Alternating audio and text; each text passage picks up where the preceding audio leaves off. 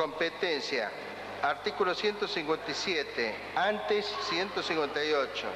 Se leerá por secretaría. Artículo 157. Corresponde al Poder Judicial de la provincia el conocimiento y decisión de las cuestiones que versen sobre los puntos regidos por esta Constitución, por los tratados que celebre la provincia, por las leyes y demás normas provinciales, de las causas que se susciten contra empleados o funcionarios que no estén sujetos al juicio político ni enjuiciamiento ante el jurado, y la aplicación de las normas del inciso 11 del artículo 67 de la Constitución Nacional. En consideración, si ningún diputado va a hacer uso de la palabra, se va a votar. Los que estén por la afirmativa se van a hacer levantar la mano. Aprobado. Supremacía de normas. Artículo 158. Antes 159. Se va a leer por secretaría. Artículo 158. Los tribunales y juzgados de la provincia, en el ejercicio de sus funciones, aplican esta Constitución y los tratados provinciales como la ley suprema, respecto a las leyes que haya sancionado o sancione la legislatura. Si ningún diputado se usa la palabra, se va a votar. Los que estén por la afirmativa, sírvanse levantar la mano. Aprobado. Jurados. Artículo 159. Antes 160. Artículo 159. La ley puede determinar los casos en que los tribunales colegiados son también integrados por jurados. Tiene la palabra el señor diputado Cafferata Loris. Señor presidente, señores convencionales, el jurado es una institución que se comporta como un verdadero espejismo, atrayendo irresistiblemente a prestigiosos juristas y a hombres comunes. Pero la aproximación al jurado nunca es pacífica, siempre es polémica. Quizás porque se trate de una actividad que es quizás la más divina de las actividades, una actividad que pone a un hombre por encima de otros hombres y juzga sus actos y decide sobre su fortuna, su libertad y sus bienes. Quizás la polémica deviene, señor presidente, de que en el fondo se trata de una cuestión de poder, el poder de juzgar.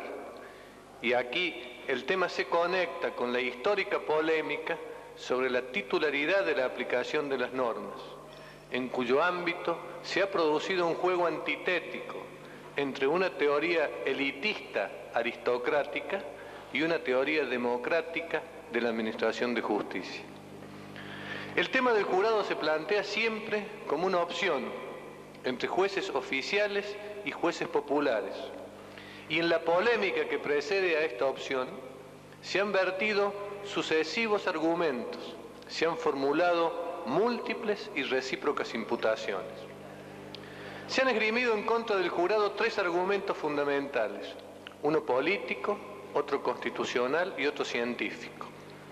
Desde el punto de vista político se ha dicho que si bien el pueblo gobierna, y juzgar es una forma de gobernar, no lo hace directamente, sino a través de sus representantes, y que por lo tanto, no siendo los jurados representantes del pueblo, esto afecta el sistema republicano. Se ha contestado bien a esta observación que los jurados no son el pueblo juzgando, sino que son representantes del pueblo, aun cuando la elección no haya seguido los mismos cánones que otros representantes del pueblo. El argumento constitucional, señor presidente, finca en el requisito de la idoneidad, porque se dice que en un sistema jurídico como el nuestro, conformado por derecho escrito e inspirado en principios científicos, su interpretación y su aplicación supone una técnica jurídica indispensable, propia del juez de carrera formado en la ciencia jurídica. Este argumento, que es serio, no es un argumento decisivo y totalmente cierto, porque se ha contestado con toda seriedad que cuando el jurado juzga, examinando el hecho que se pone bajo su juzgamiento. Y lo debe hacer bajo el lente del derecho. No es necesario ser jurista siempre, porque el lente del derecho se puede utilizar en forma natural, en la forma que lo permite el término medio de la cultura general de un pueblo. Además, el valorar el hecho en sus consecuencias jurídicas no equivale a aplicar la ley en su sentido técnico. Es captar el sentido jurídico del pueblo del cual los jurados forman parte. Quizás los argumentos más impactantes son los argumentos de carácter científico, que los podríamos sintetizar así. El jurado no juzga con la razón, sino que juzga con el corazón. Y es por eso que no hay que dejarlo juzgar inmediatamente después del acontecimiento, porque la indignación colectiva que un crimen produce puede llevarlo al jurado a una exageración en el monto de la sanción a imponer.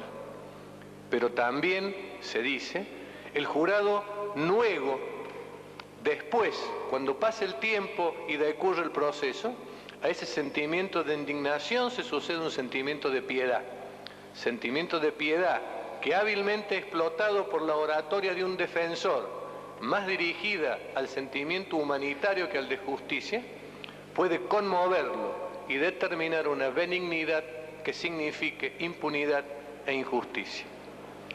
A este argumento, que tiene su peso, se ha contestado que el jurado no está en las mismas condiciones en este sentido que lo está el juez técnico que aparece en los primeros regímenes despóticos, como delegado del poder del sacerdote, el caudillo o el monarca de turno, sistema que se perfecciona en Europa bajo el sistema inquisitivo, cuyas rémoras aún persiguen hasta estos días. Esto ha determinado una suerte de clase judicial, se dice, cuyos fallos se transforman en movimientos reflejos, expresados en una mecánica aplicación del derecho con sentido meramente burocrático. Todos estos argumentos tienen sus pros y tienen sus contras. Todos tienen algo de verdad y todos tienen algo que no es verdad. Nosotros, señor presidente, en la norma en que hemos proyectado, hemos buscado una opción superadora entre estos dos sistemas. Una opción que no signifique la sustitución del uno por el otro. Y una opción que respete un principio básico, que es el de la efectividad de la justicia. Porque, y esto es cierto, el ser corruptibles o incorruptibles, venales o no venales, templados o apasionados, no es ni virtud ni defecto propio del jurado técnico o del juez popular. Ambos, como son hombres, pueden incurrir en estos defectos. Nosotros pensamos, señor presidente, en la posibilidad de integrar estos dos sistemas que han sido considerados como antitéticos.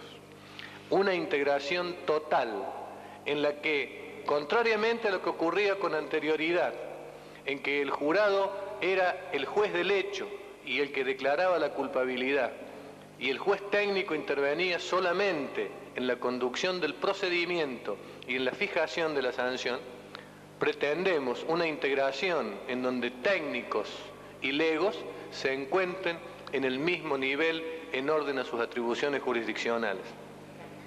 Debo aquí aclarar, señor presidente, que esta institución que queda así perfilada, más propia es de la denominación de escabinos, institución que tiene vigencia en muchos países europeos, y no la de jurado popular al estilo norteamericano.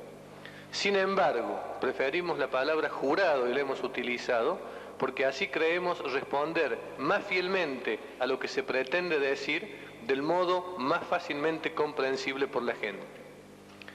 Pero tenemos que hacer presente también, señor presidente, que esta solución parte del siguiente principio. Partimos de la base del juez técnico, del juez cuyas atribuciones y características hemos aprobado hasta el momento.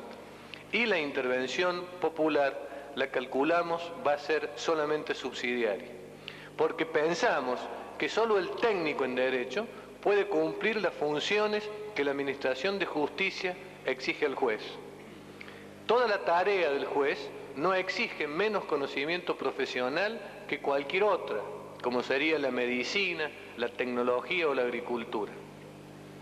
Además, el juez técnico se encuentra alejado generalmente de presiones sectoriales y goza de independencia e inamovilidad que lo colocan en mejor situación para rechazar intentos de extrañas o malas influencias.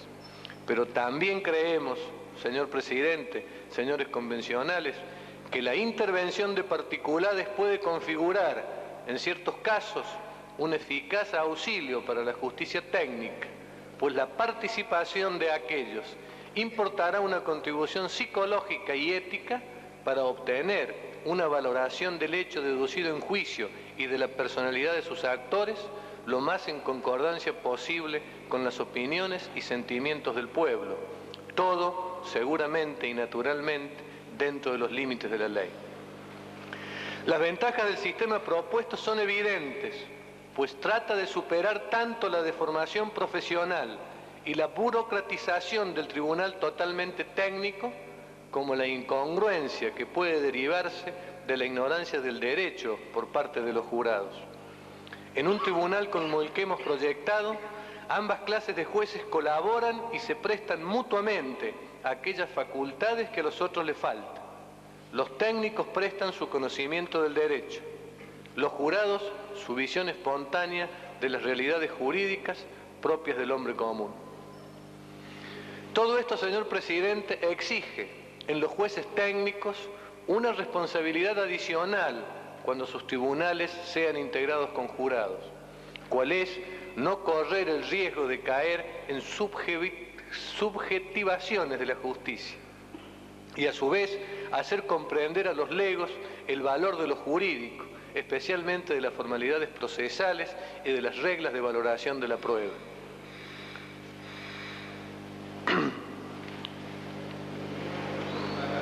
Continúe en el uso de la palabra, señor comisario. Gracias, señor presidente. Pero digo que cuando el jurista está seguro de la justicia de sus convicciones, deberá encontrar la vía para solucionar los prejuicios sentimentales que puedan tener los jueces legos y convencerlos del valor y de la necesidad de los resultados jurídicos. Y alguien puede preguntar, ¿qué pasa si el juez no consigue lograr este convencimiento? Se ha contestado con toda autoridad. En ese caso, el juez técnico tendrá un motivo para revisar su propio pensamiento y preguntarse si el hábito y la rutina no habrán influido decisivamente en su modo de pensar.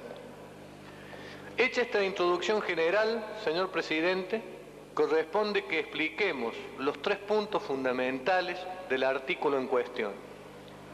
En primer lugar, hay que aclarar que este artículo sustituye al actual artículo 134 que establece el sistema de jurado popular para la terminación de los juicios criminales ordinarios.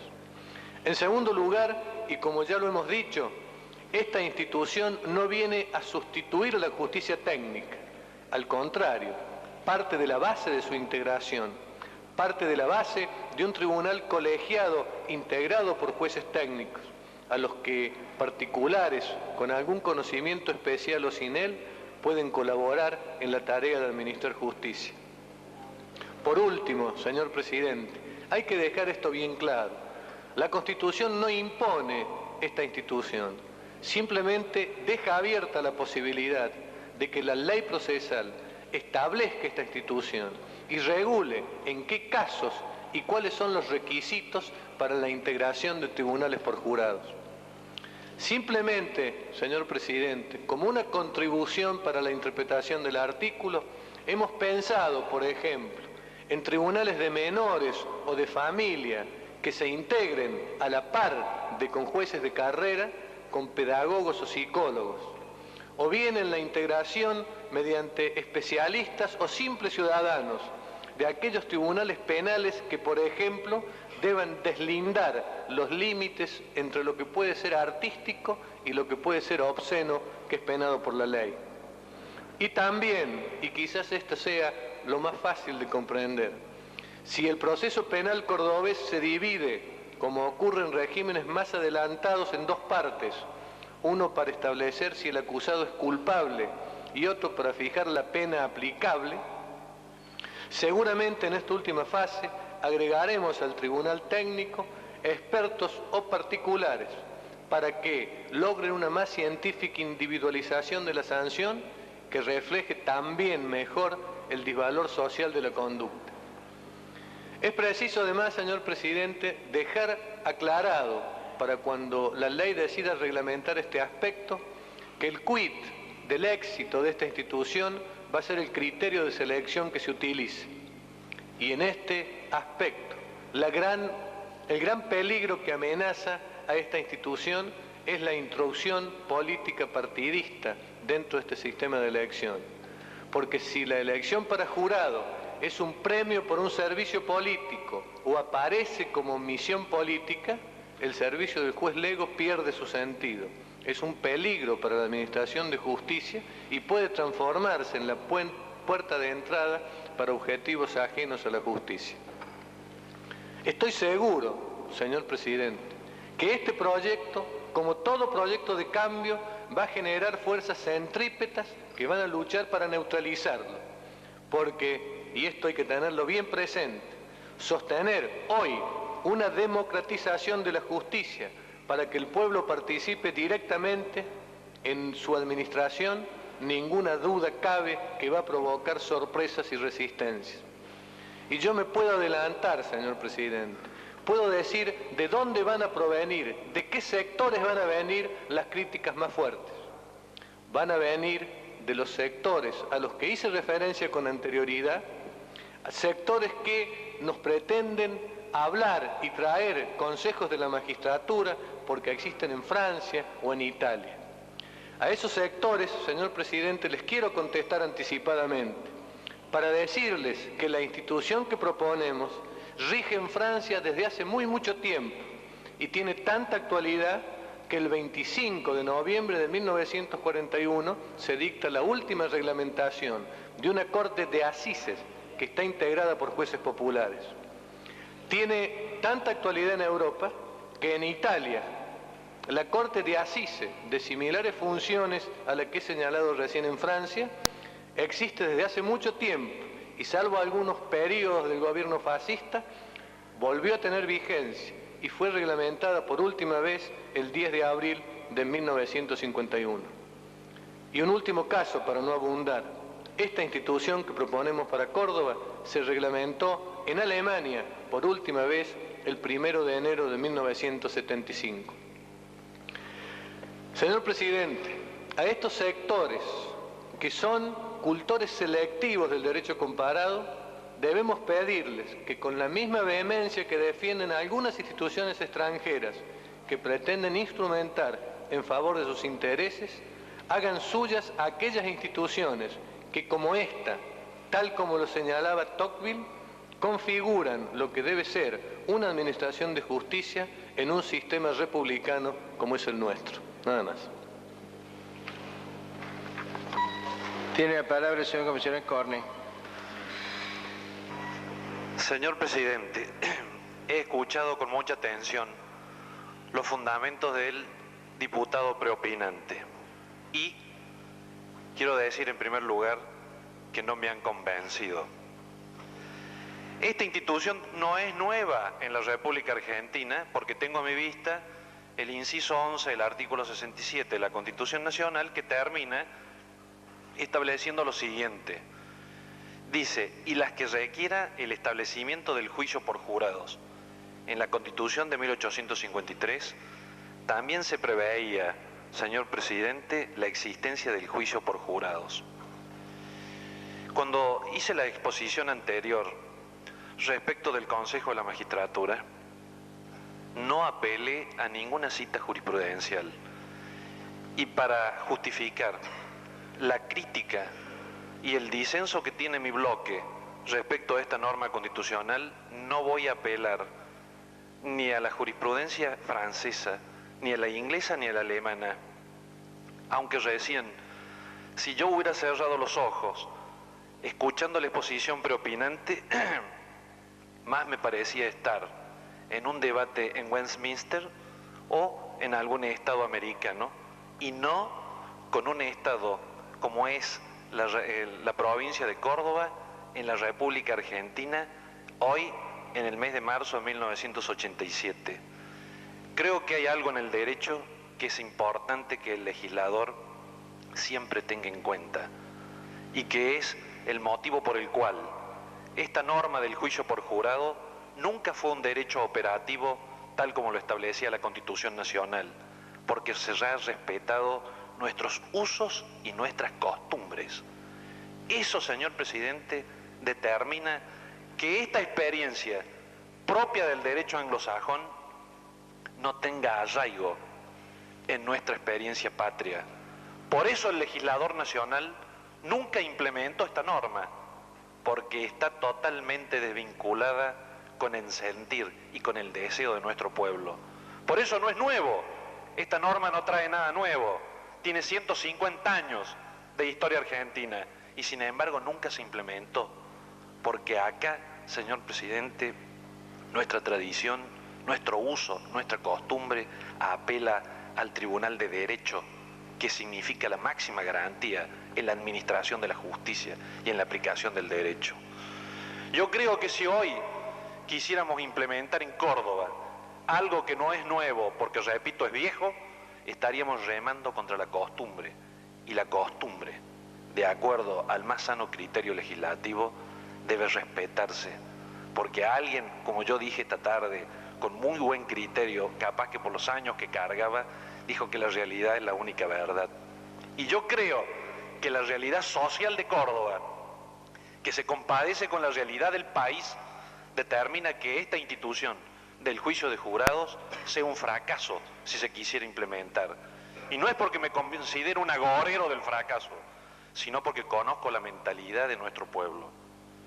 Y no, a pesar de que yo he defendido el Consejo de la Magistratura, insisto que esto no tiene ninguna conexión, ni me siento contestado ni interpretado con el diputado preopinante que tan brillantemente ha defendido la posición que sustenta. El bloque que represento, señor presidente, se va a oponer tenazmente, aunque no lo pueda imponer con los votos, porque no los tenemos. No formamos la mayoría en el seno de esta honorable constituyente para poder enervar esta norma constitucional que va a ser letra muerta, y que si algún día se pretendiera implementar, a pesar que en la nación han pasado 150 años y no se pudo implementar, va a ir en contra del sentir popular y en contra de la más expresa garantía de administración de justicia y aplicación del derecho. Porque, insisto, así lo aprendí también de mis viejos maestros en la Universidad Nacional de Córdoba. Aquí, con nuestra mentalidad hispano-criolla, la aplicación del derecho y la administración de justicia debe ser hecha por tribunales de derecho, que son lo que significan la máxima garantía. Yo no sé, y tengo mis dudas, de la concurrencia de un tribunal técnico con la presencia de un grupo de ciudadanos que van a juzgar simplemente por el sentido común, porque no son conocedores de la técnica del derecho, va a ser buena en la administración de la justicia.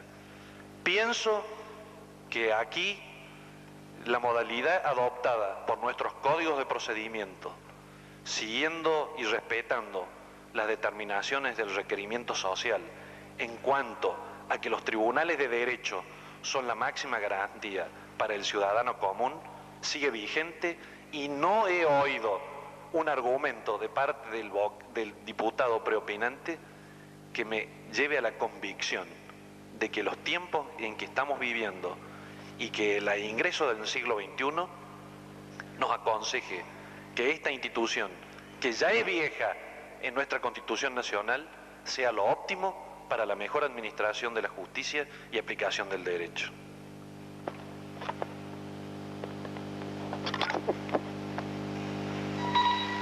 Tiene la palabra el señor diputado Maqueda. Presidente, honorable convención. Decía hace unos momentos el diputado Caferata Nores que quienes se habían encontrado con un pensamiento abierto para la incorporación de instituciones de la democracia moderna, fruto del derecho comparado, que fueren aplicables a nuestra realidad en algunos otros de los poderes o aún en el Poder Judicial que estamos tratando, abrieran también sus espíritus para receptar esta figura nueva que él estaba proponiendo a esta honorable convención. Yo voy a ser absolutamente franco, señor presidente. En nuestro proyecto de constitución para la provincia de Córdoba no se encontraba el juicio por jurados. En una transcripción que obra sobre nuestras bancas aparece la oposición del bloque del peronismo renovador y de la democracia cristiana a la introducción del juicio por jurados como novedad y tal cual la plantea el convencional Cafferata Nores y el despacho de la mayoría en el artículo 159. Nosotros, desgraciadamente, lamentamos que nunca se haya llevado a la práctica el juicio de jurados expresado en el artículo 67 de la Constitución Nacional y en el artículo 134 de la Constitución de la provincia, que dice: todos los juicios criminales ordinarios que no se deriven del derecho de acusación concedidos a la Cámara de Diputados, y aún los que se deriven siempre que versen sobre delitos comunes, se determinarán por jurado luego que se establezca por el Gobierno Nacional esta institución en la República. Contrariamente a lo que expresara el convencional Cornet, me animo a decir que no creo que nuestra tradición hispano-criolla nos devenga en una capitis diminutio para nuestro pueblo para que sea partícipe de los juicios por jurado. Creo sí que se ha generado una tradición a favor de los jueces técnicos. Creo sí de que esto se ha hecho bastante carne entre los argentinos, pero como parte de una bancada progresista, de una bancada que sustenta los principios de un movimiento revolucionario y transformador, de una bancada que no tiene miedo a incorporar los elementos del derecho comparado en tanto y en cuanto se compadezcan con la realidad argentina y redunden en beneficio del pueblo.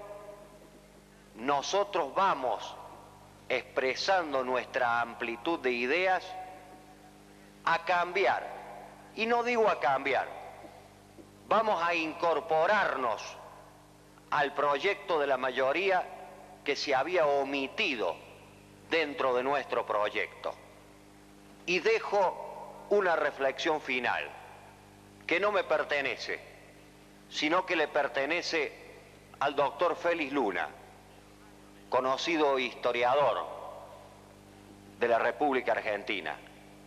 Dice que alguna vez al único hombre que en este país, cordobés de nacimiento, José Figueroa Alcorta, que ocupó los tres poderes de la nación, fue presidente de la nación, al ser vicepresidente de la nación, presidió el Senado y también la Asamblea Legislativa, y finalmente, ya en los últimos años de su vida, le tocó presidir la Corte Suprema de Justicia.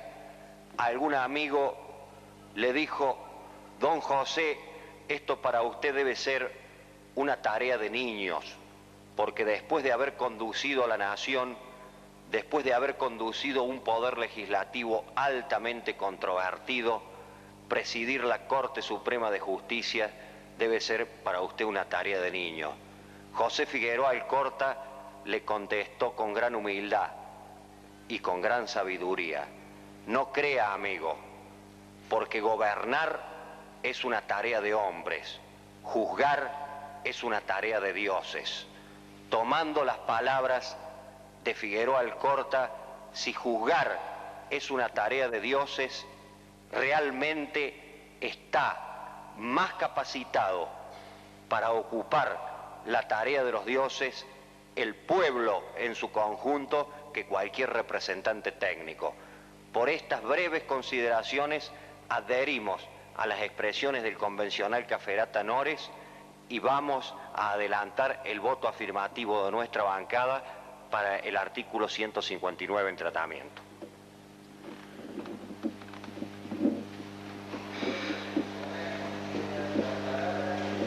Señor convencional Antonio Hernández.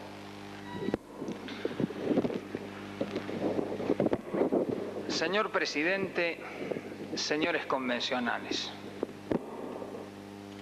en nombre del bloque de la Unión Cívica Radical, no puedo dejar de destacar la importancia de la posición que acaba de asumir en nombre de su bancada el señor presidente del peronismo renovador y de la democracia cristiana.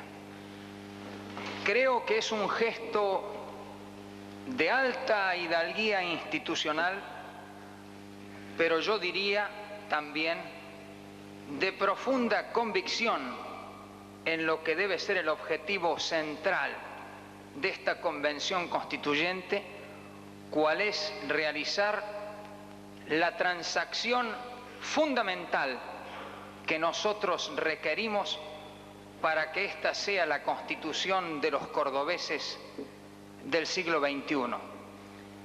Quiero decir también que entre los objetivos fundamentales del proyecto de reforma constitucional que afortunadamente se fundió con los otros proyectos que presentó la Unión Cívica Radical, había una idea a fuerza, y era la idea de que esta Constitución tenía que ser de alguna manera germinadora de nuevas ideas, suscitadora de nuevas realidades, como decía Ortega y Gasset.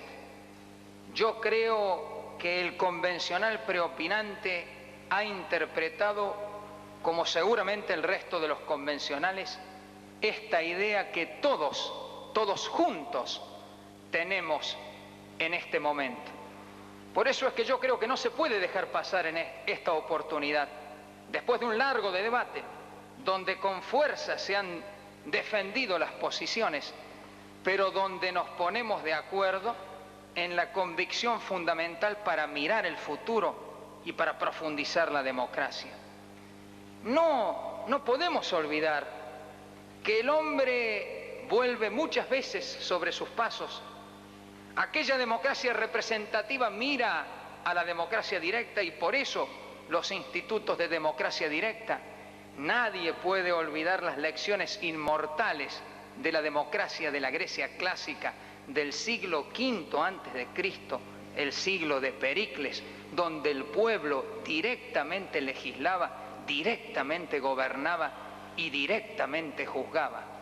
Nosotros comprendemos y tenemos dolor por las partes de la Constitución Nacional que no pudieron hacerse realidad.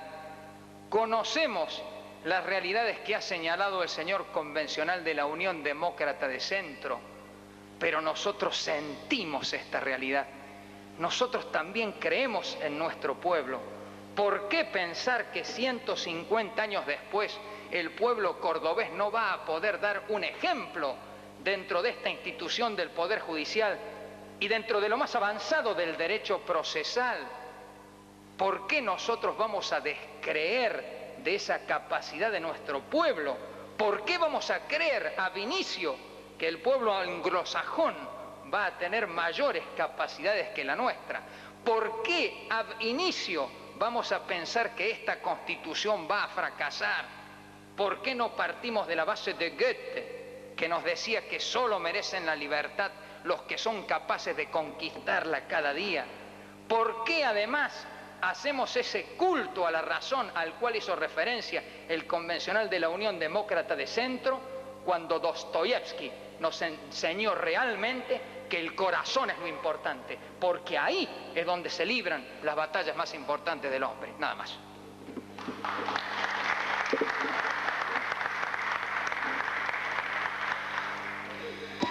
Tiene la palabra el señor confesional Caferata Noris.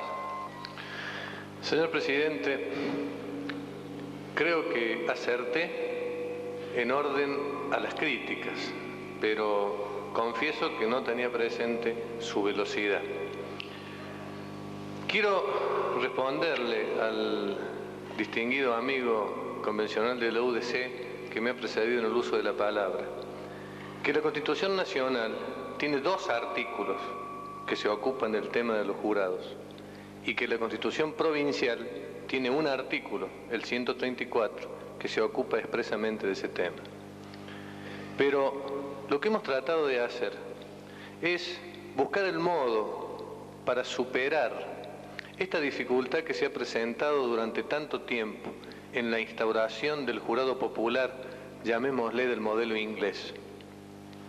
La propuesta de la Comisión no es la de instaurar un jurado popular del modelo inglés, de esos que por lo menos yo solamente he podido ver en la televisión o en el cine.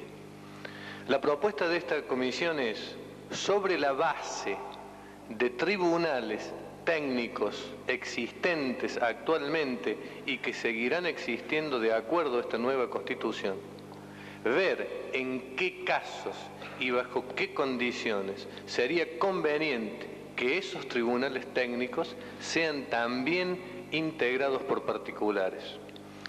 Lo que propongo no es el jurado popular. La comisión no está hablando del jurado inglés, está hablando de una institución para Córdoba. Voy a decir finalmente lo que dijo aquel autor en el prólogo de un libro muy importante. Para el que quiera entender, entienda. Nada más.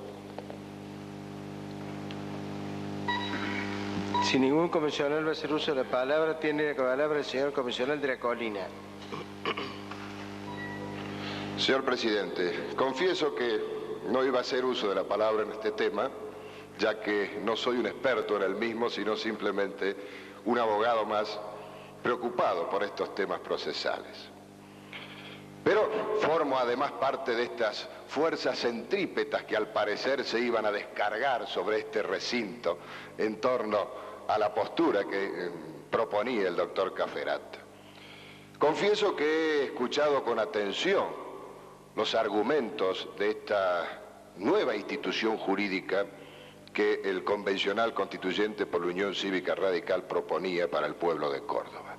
Me interesaba conocer los fundamentos por los cuales él se valía para hacer esa propuesta. Pero debo confesar también que a medida que avanzaba en la argumentación, cada vez me convencía más de la irrazonabilidad del sistema que propone.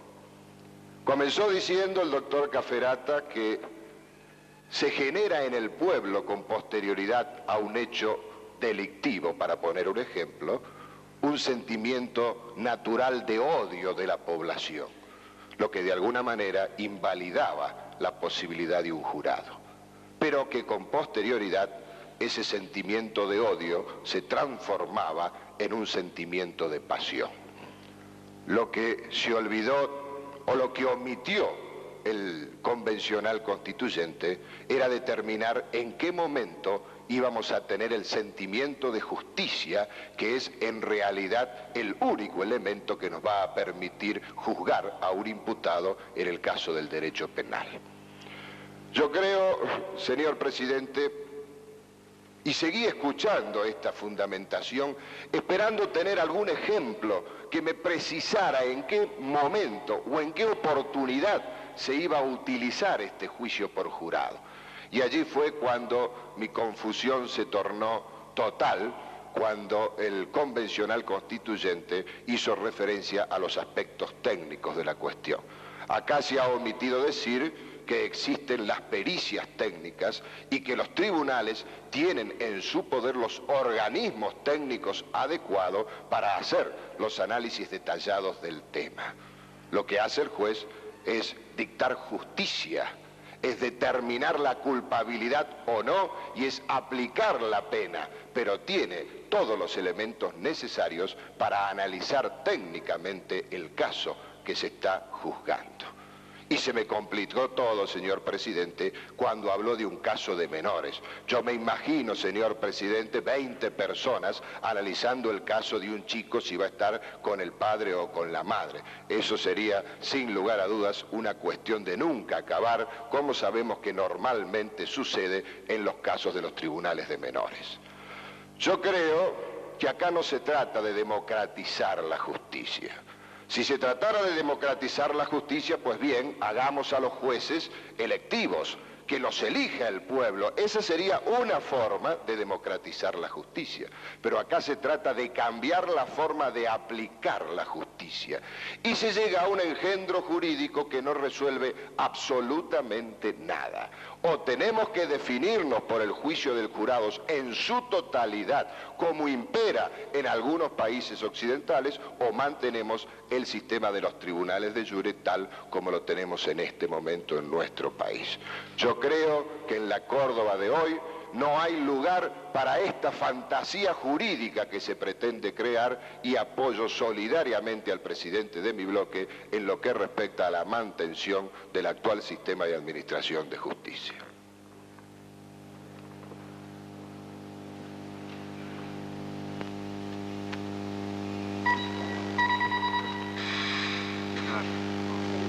Tiene la palabra el señor comisionado del Barco.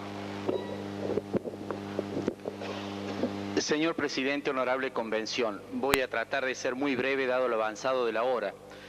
Nuestro presidente de bloque ya ha anunciado cuál va a ser la postura del bloque, que por supuesto la vamos a mantener, pero yo no quisiera asumir, no es el rol que me corresponde, el de abogado defensor de un excelente ex juez y excelente abogado defensor como es el doctor Cafferata Nores.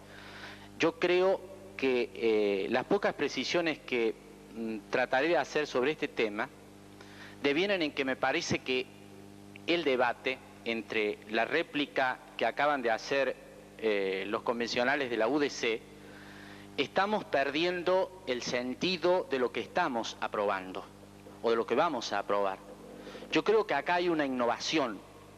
Acá se ha dicho muy bien que lo que se está incorporando no es el juicio por jurados tal cual lo pensó el constituyente del 23 y tal cual lo pensaron los constituyentes del 53, que era básicamente, como se ha dicho muy bien, aquel modelo anglosajón al que parece ser la experiencia, y en eso comparto una parte de la crítica de los convencionales de la UDC, que nuestra tradición rechazaría ese modelo de jurados que viene del derecho anglosajón. Lo que aquí se está tratando de hacer me parece que es algo muy correcto, porque en primer lugar no estamos discutiendo en este momento qué tipo de jurado vamos a tener. Lo que estamos discutiendo es que la ley puede determinar los casos en que los tribunales colegiados son también integrados por jurados. Es decir, estamos haciendo algo sabio, estamos abriendo la puerta para que el legislador, atento a la realidad social, cultural, jurídica de nuestra provincia, pueda en el momento adecuado tomar una parte, y acá no creo que la expresión engendro que se ha utilizado sea correcta, porque el diputado Cafferata ha dicho muy correctamente que esta institución que viene a propiciarse, pero a crearse por ley, no la estamos creando hoy los constituyentes, sino que le estamos permitiendo al legislador que la cree, no es el sistema del jurado inglés, sino que en todo caso se aproxima mucho más al precedente continental, que es correctamente el precedente francés y el italiano. Que eso no es un engendro, la experiencia francesa e italiana lo demuestran sobremanera. Y Por otra parte, ha quedado muy en claro que los temores que podría despertar esta suerte de introducción del pueblo a la muy augusta, muy difícil tarea de juzgar, no es que le estemos abriendo la puerta, y en esto estoy totalmente de acuerdo con la fundamentación que ha hecho el diputado Cafferata, alguna suerte de tribunal popular que en nombre del odio y la venganza, que en nombre de la pasión de partidos o de cualquier pasión circunstancial y bastarda pueda generar en nuestra provincia lo que en algunos precedentes, que no son precisamente los europeos mencionados, que no son el italiano y el francés, son los llamados tribunales populares de infausta y desgraciada memoria que tienen sede en algunos países de América Latina actualmente. No es eso lo que le estamos abriendo la puerta al legislador. Le estamos abriendo la puerta al legislador para que mantenga todo lo que el juez técnico ha demostrado que cabalmente puede hacer y que incorpore una suerte de participación popular a través de jurados que se asociarán según el modelo indicado. Por último, señor presidente, quiero adherirme nuevamente a esta institución. Yo no sé hoy, si fuera el legislador, si votaría ya por esto, pero lo que estamos haciendo es indicándole al legislador que cuando lo crea pertinente, en base a las fundamentaciones que ha dado el diputado Cafferata Nores, se pueda crear. Y eso, si el legislador decide crearlo, estoy absolutamente seguro que no será ni un engendro, ni una demasía, ni un tribunal popular de bastardo origen. Será nada más ni nada menos que haber ayudado a que el servicio de justicia se preste más eficazmente y, valga la redundancia, más justamente. Nada más, señor presidente.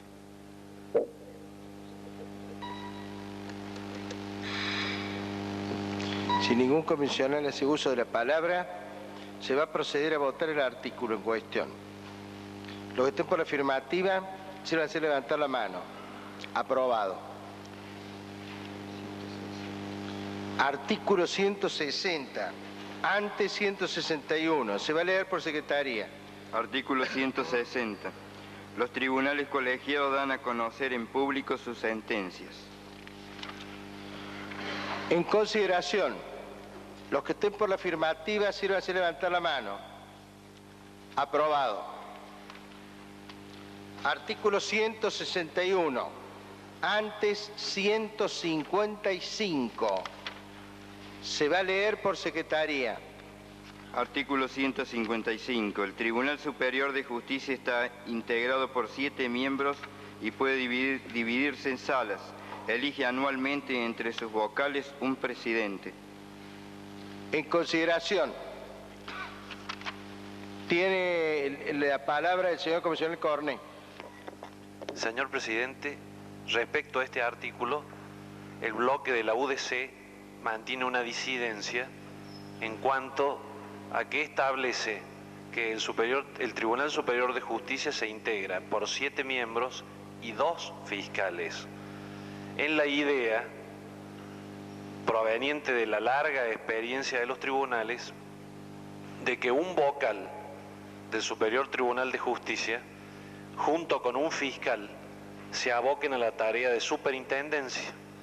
Porque como lo dije ayer, en el momento de hacer el despacho general, no es lo mismo que el Tribunal Superior de Justicia se encuentre abocado a conceder licencias por maternidad, permisos de estudios, etcétera, que la tarea de hacer justicia. Por lo cual nos parecía práctico y dinamizante en la labor jurisdiccional que un vocal y un fiscal se abocaran anualmente a la tarea de la superintendencia dejando la tarea de la Administración de Justicia para el resto de los miembros, es decir, para 6 vocales y el fiscal general. Quería dejar sentado esta discrepancia de nuestro bloque.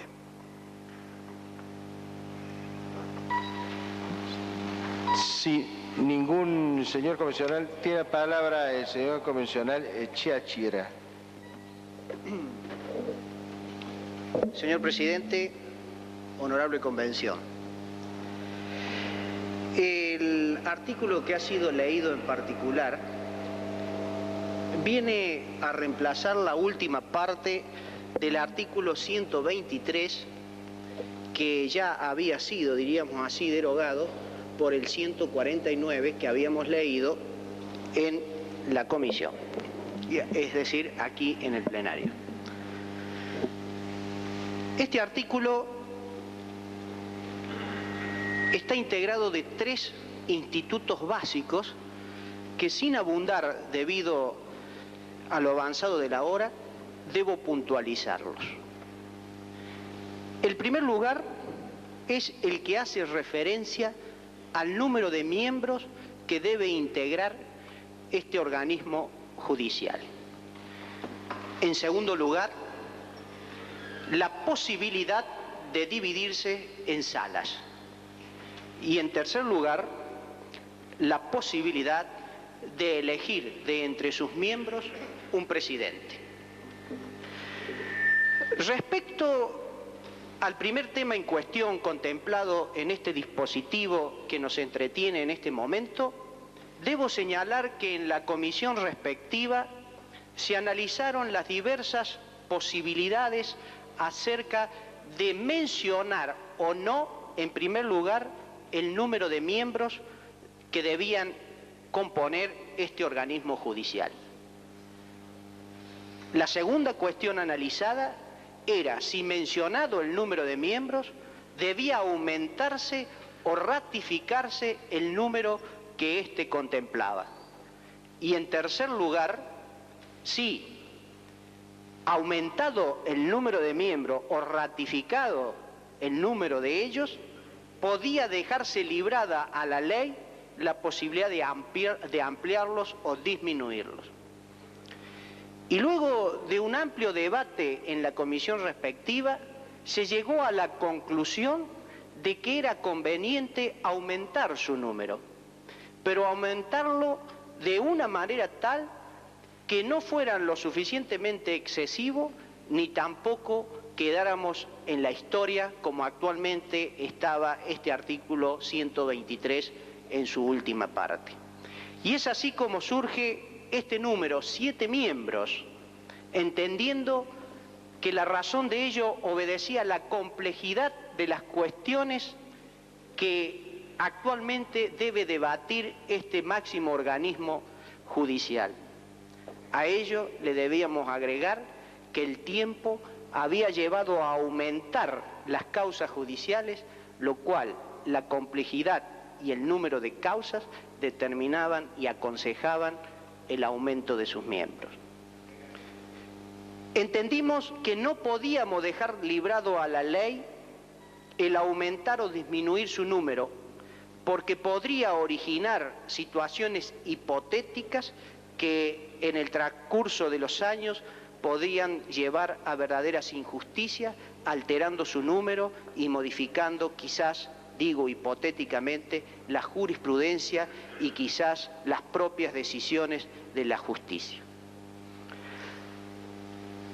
Ello es así que, entendiendo que todo lo que organiza, limita y regula normativamente la acción y funcionamiento de los poderes constituidos es función constituyente, es por ello que nosotros nos inclinamos por la fórmula tal como fue leída en particular por Secretaría.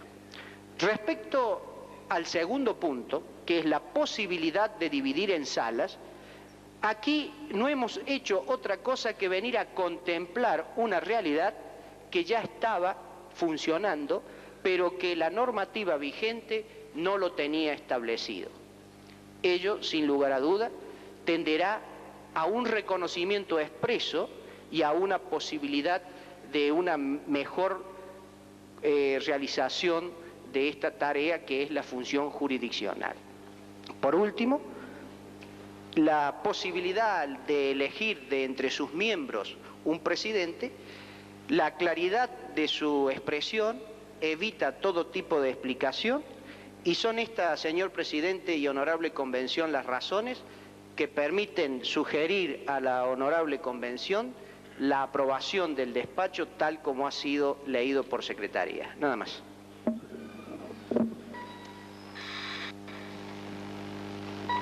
Si ningún señor comisionado se usa la palabra, se va a proceder a votar. Los que estén por afirmativa, sírvanse a levantar la mano. Aprobado. Capítulo segundo, atribuciones. Tribunal Superior de Justicia y Competencia. Artículo 162. Se va a leer por secretaría. Artículo 162. El Tribunal Superior de Justicia tiene la siguiente competencia. 1. Conoce y resuelve originaria y exclusivamente en pleno. A. De las acciones declarativas de inconstitucionalidad de las leyes, decretos, reglamentos, resoluciones, cartas orgánicas y ordenanzas que estatuyan sobre materias rígidas por esta Constitución y se conviertan por parte interesada. B. De las cuestiones de competencia entre poderes públicos de la provincia y en las que se susciten entre los tribunales inferiores, salvo que éstos tengan otro superior común. Tiene palabra el señor comisionado Capdevila. Creo, señor presidente, como se ha hecho ya en Poder Ejecutivo y Poder Legislativo, que sería conveniente ir tratando cada uno de los incisos en particular a efectos de evitar la repetición de la lectura. Nada más. Sí. Tiene palabra el señor comisionado. Entendimos anteriormente, cuando se habló del método, en el sentido de postergar el tratamiento del ex 155 para transformarlo en 161, que se lo incluía dentro de este capítulo segundo. De manera que el título, es decir, la nominación capítulo segundo, deberá ser previa al artículo 161 que hemos aprobado. Ahora, lo que no sé si continuará siendo pertinente la última parte de esa nominación, atribuciones, porque lo que hemos tratado es la integración, además de las atribuciones, competencia, etc. De manera que aquí, señor presidente, le sugiero que solicite a los miembros de la comisión respectiva la correcta nominación de este capítulo segundo y su titulación. Tiene palabra el señor comisionado Arato. Efectivamente, señor presidente, honorable convención, la sugerencia del convencional Abecasis es correcta y se compadece con lo que había informado oportunamente el presidente de la comisión número 1 y de lo conversado y acordado con esta por parte de los integrantes de la comisión número 7. El artículo ex 155 integra el capítulo segundo que lleva por nombre Tribunal Superior de Justicia y dentro de ese capítulo, el primer artículo es el que ya se aprobó de la integración del Tribunal Superior de Justicia. Viene ahora entonces, que es el artículo que acaban de leer, el 162, que es la competencia del Tribunal Superior de Justicia. La presidencia quiere hacer una salvedad. Leyendo el despacho, dice textualmente, capítulo segundo, atribuciones. Si nosotros colocamos acá el artículo 161, indudablemente que el número de miembros que integran el cuerpo, el Superior Tribunal, no está dentro de las atribuciones. O sea que por ese motivo es que no se incluyó el título, o sea, no se leyó capítulo segundo, atribuciones, y allí el 161. Este detalle supongo que se lo puede arreglar fácilmente, como se han arreglado muchas otras cosas. Tiene la palabra, señor comisionado. Gracias, señor presidente. De todas maneras, así como se han arreglado otras cosas, se ha arreglado también esta. Quizá yo he omitido cuando me expresé he omitido este punto, pero de todas maneras repito, reitero o me rectifico. Capítulo segundo, Tribunal Superior de Justicia, eliminando atribuciones, porque si no quedaría, digamos, absolutamente contradictorio digamos, el nombre del capítulo con los nombres de los artículos que vienen abajo. Así que digamos que su criterio ha sido esta vez efectivamente el mejor criterio, señor presidente. Ahora queda claro. Entonces, capítulo segundo, eliminando atribuciones. Muy bien. Tribunal Superior de Justicia, competencia, artículo 162. Esto es lo que estábamos tratando. Tiene la palabra el señor comisionado Gentile. Señor presidente, para terminar de aclarar, también en nombre de la comisión, el título entonces del primer capítulo lo habíamos cambiado, este que decía naturaleza y duración, por disposiciones generales. El capítulo primero. El capítulo segundo, como bien ha dicho el convencional preopinante, es Tribunal Superior de Justicia. Los tres artículos que ahora componen se titulan solamente integración, este que estamos analizando ahora, competencia, eliminando la primera parte que dice Tribunal Superior de Justicia, y el tercero, atribuciones. Eliminando también Tribunal Superior de Justicia. Claro. O sea, quedaría capítulo segundo, integración, capítulo de luego competencia y luego atribuciones. Bueno. Está claro para toda la convención, ¿no? Tratamos el artículo 162. Se va a tratar por parágrafos tal como lo ha solicitado el señor comisionado Capdevila. Vamos a pasar, por lo tanto, a leer el primer punto a los fines del desarrollo del mismo. Artículo 162. Se leerá por secretaria. Artículo 162. El Tribunal Superior de Justicia tiene la siguiente competencia. 1. Conoce y resuelve originaria y exclusivamente en pleno. A. De las acciones declarativas de inconstitucionalidad de las leyes, decretos, reglamentos, resoluciones, cartas orgánicas y ordenanzas que estatuyan sobre materias rígidas por esta Constitución. Regidas por esta Constitución y se conviertan por parte interesada. En consideración. Sí. ¿Es el inciso tal como aparece en el texto o el que leyó el secretario? No, el que ha leído el secretario, porque el que ha leído el secretario es el que aparece en el texto. Por cierto, que con la palabra regida, ¿no?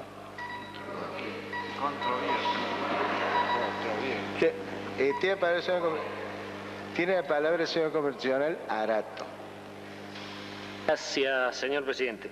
Efectivamente es regidas y no rígidas, y es controviertan por parte interesada en caso concreto y no controviertan. Pero de todas maneras, al margen de esto, el inciso leído por secretaría es el que está en consideración.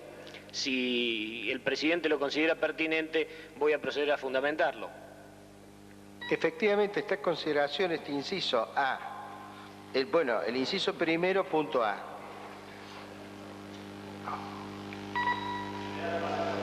Tiene la palabra el señor comisionado Arato. Gracias, señor presidente. Una vez hechas las primeras aclaraciones respecto de la corrección de la denominación del capítulo y del título respectivo de cada artículo, queda claro que este artículo 162, que sustituye a la anterior 132, lo hace con las siguientes modificaciones. En primer lugar, habla de competencia en vez de atribuciones, reservando esta expresión de atribuciones para el siguiente artículo, esto es el 163, o sea, para las facultades de naturaleza meramente administrativa. En segundo lugar, discrimina los casos en que el tribunal actúa en pleno, para los incisos 1 y 2, o por salas, en el caso del inciso tercero, o, si correspondiere, en el caso del inciso cuarto. Legitimando entonces lo que ya se venía haciendo en la práctica, sin estar autorizado por la Constitución.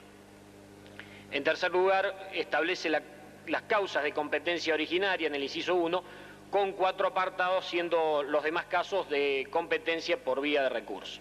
El inciso A, que está en consideración, estatuye la acción declarativa de inconstitucionalidad de todas las normas provinciales o municipales que se opongan a esta Constitución provincial.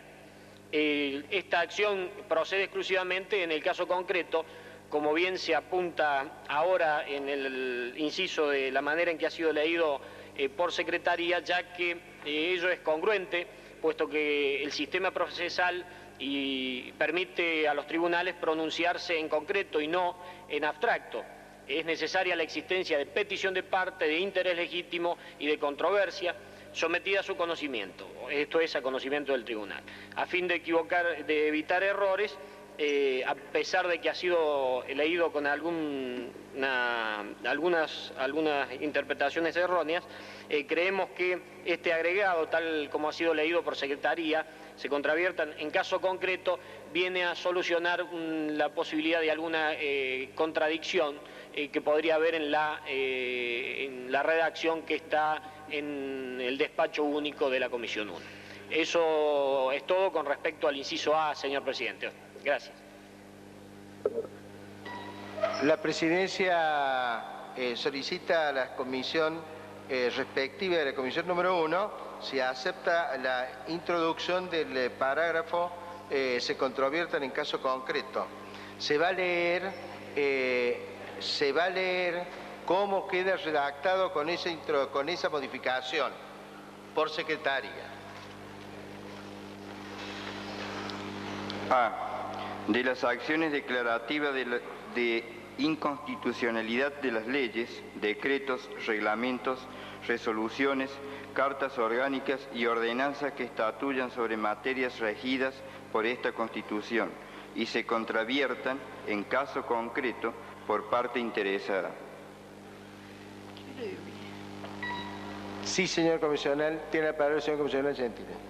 Lo que se propone en este momento es realmente un cambio fundamental en el texto del artículo. Prácticamente lo que nosotros hemos aprobado en la Comisión de Poder Judicial y posteriormente sistematizado es lo que está actualmente en la Constitución. Es una acción declarativa. Acá se plantea, digamos, no en un caso concreto, ante una circunstancia en forma incidental. Casualmente, lo que la Constitución de Córdoba ha innovado en esta materia es casualmente de que se pueda plantear en forma directa, o sea, por vía de acción, la declaración de inconstitucionalidad. Si se produjera este cambio en este momento, realmente estaríamos cambiando totalmente el texto de la Constitución vigente y el sentido que tiene esta innovación del derecho público provincial, que creo que ha sido una avanzada en Córdoba y al cual nosotros creemos que no podemos retroceder poniéndole, porque no sabemos a qué caso concreto nos estamos refiriendo, que no sea nada más que la declaración de inconstitucionalidad. Así que entiendo que una modificación de esta naturaleza desnaturalizaría completamente el sentido que tiene la institución actualmente.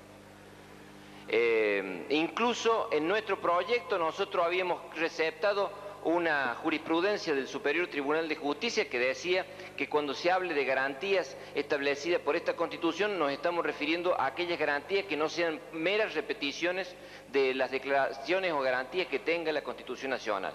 Pero eso, digamos, no fue aprobado en su texto.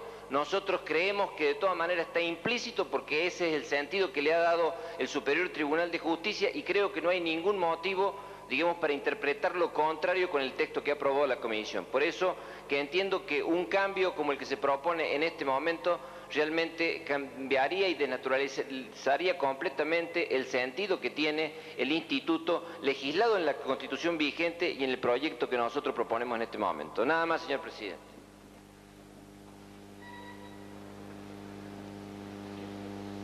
Tiene la palabra el señor comisional Sendoya. Señor presidente, nosotros habíamos entrado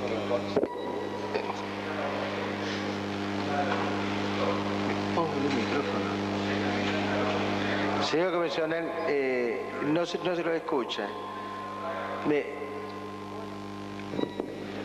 Hola, bueno. Habíamos estado examinando con los presidentes de los distintos bloques la posibilidad de pasar a un cuarto intermedio. Yo creo que es propicia la oportunidad de hacerlo en este momento, antes de aprobar este artículo, este inciso y los restantes, dado de que la singular trascendencia que tiene este tema exige una discusión previa en el seno de las comisiones a los fines de evitar la consumación de algún error que se pueda haber deslizado. En tal sentido, me parece prudente que pasemos a cuarto intermedio hasta mañana a las 9 horas y que previamente a la iniciación de la sesión, la comisión respectiva reanalice el texto de los distintos incisos que componen el artículo 162. Nada más, señor presidente. Sí, tiene la palabra el señor comisionado Maqueda. Es para apoyar la moción del convencional Sendoya, pero con un agregado, que a las 9 horas se reúna la comisión pertinente y que se cite al Pleno a las 10 horas. En consideración la moción del señor comisional Maqueda, en virtud del señor comisional Sendoya, accedido a la misma. Los que estén por la afirmativa, sírvanse levantar la mano.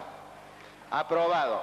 La presidencia les solicita a los señores convencionales, por razones que huelga fundamentar, que en la medida que podamos nos reunamos a la hora a la cual ha sido citada la convención. Pasamos al cuarto intermedio hasta el día de mañana a las 10 horas. Muy bien. Qué muy bien.